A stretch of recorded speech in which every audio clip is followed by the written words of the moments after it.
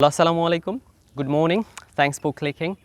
Thanks for, what could I say? Thanks for watching because today I'm going to give you very practical tools, practical experience that you can use in your academic life.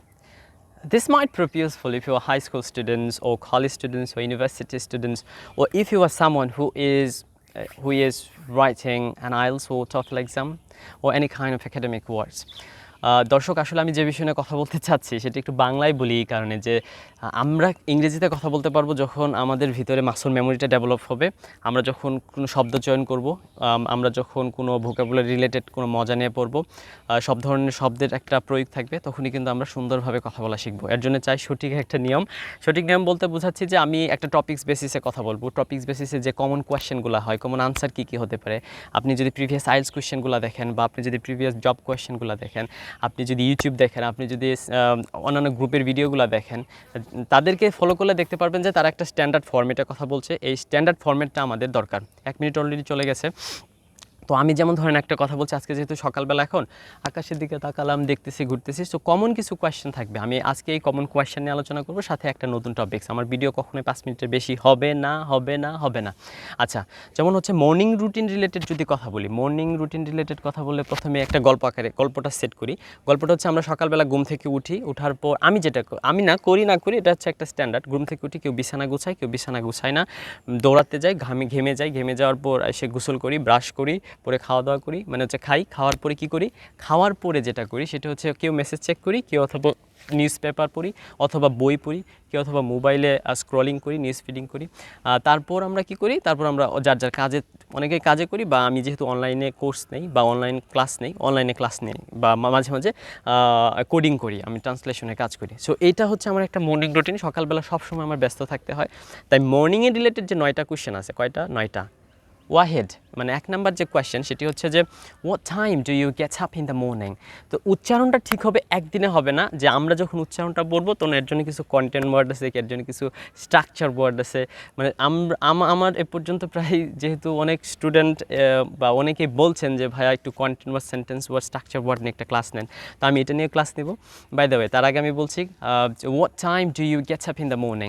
প্রশ্নগুলো একদম, কিন্তু আমি বলছি প্রশ্নগুলো একদম মাথায় থাকতে হবে। What time do you get up in the morning? Do you make the bed in the morning? Hey, do you make the bed in the morning? আপনি একা প্রশ্ন করতে হবে। Do you make the bed? আপনি কি বিছানা গুছান? পরে গুছানোর পর দৌড়াতে গেলাম। Do you go for a run in the morning? Do you go for a run in the morning? Do you go for a run in the morning? তারপর যদি আমরা বলি আসার পরে গোসল করি, Do you take shower in the morning? Do you take shower in the morning? And do you take shower in the morning? Do you brush your teeth in the morning? Do you brush your teeth? Hey, do you brush your teeth in the morning? কথা বলতে হবে, মানে আপনি একা কথা বলেন বা যে কোনো একটা অবজেক্টের সাথে কথা বলেন। তারপর do you make, আচ্ছা, do you brush your teeth in the morning? 5 নম্বর যে কোয়েশ্চেনটার ক্ষেত্রে do you breakfast in the morning? Do you breakfast? I mean, do you breakfast in the morning? Sometimes I do, sometimes I don't. Okay, আমি আরেকটা জিনিস দেখাই, সেটি হচ্ছে যে do you make coffee in the morning? Do you make coffee in the morning? Do you read newspaper in the morning? Do you check email or messenger in the morning? What time do you leave for work in the morning? What time do you leave for work in the morning? 8টা না 9টা এরকম basic কিছু question আপনি প্রতিদিন জিজ্ঞেস করবেন। So আমি বলতে পারি যে আমি কফি খাই, আমি একটু কফি খাই দেখাই। সেটি হচ্ছে যে, আচ্ছা, এটা কফি না, এটা আসলে ঠান্ডা পানি, কফি আসলে চালাই দিচ্ছি। Wow, it's bitter, it's really good. আচ্ছা, আমি যে বিষয় নিয়ে কথা বলছিলাম সেটি হচ্ছে প্রতিটা ঘটনার সাথে, প্রতিটা শব্দের সাথে প্রশ্নগুলো মাথায় থাকতে হবে। প্রশ্নের মাথা থাকলে আপনি আনসার তৈরি করতে পারেন। আমরা নেক্সট ক্লাসে আর কি আনসারগুলোর একটা ফরম্যাট দেখব। ঠিক আছে দর্শক, যদি কোনো প্রশ্ন থাকে আপনার প্রশ্ন পাঠাতে পারেন, আমার সাথে যুক্ত হতে পারেন। আমার একটা নতুন ব্যাচ শুরু হচ্ছে 1 তারিখ থেকে। সেই ব্যাচে যুক্ত হয়ে আমি মনে করি ইনশাল্লাহ ঠকবেন না। 7 দিনের কোর্স 4,000 টাকা। যারা ব্যাচে পড়বেন তাদের জন্য 3,500 টাকা। 3,500 টাকা যারা ব্যাচে পড়বেন। 5 জনের ব্যাচ, 10 জনের ব্যাচ আছে, আপনার ইচ্ছাগুলো যুক্ত হতে পারেন। তবে একটা ফ্রি ক্লাসের ব্যবস্থা আছে। যারা ফ্রি ক্লাস করতে চান তারা অবশ্যই কমেন্ট বক্সে কমেন্ট করে জানাতে পারেন। ধন্যবাদ সবাইকে। আসসালামু আলাইকুম। Good bye. আচ্ছা, এই সাপটাকে দেখেন, এটা কালার হচ্ছে green. The colour is green mixing with red.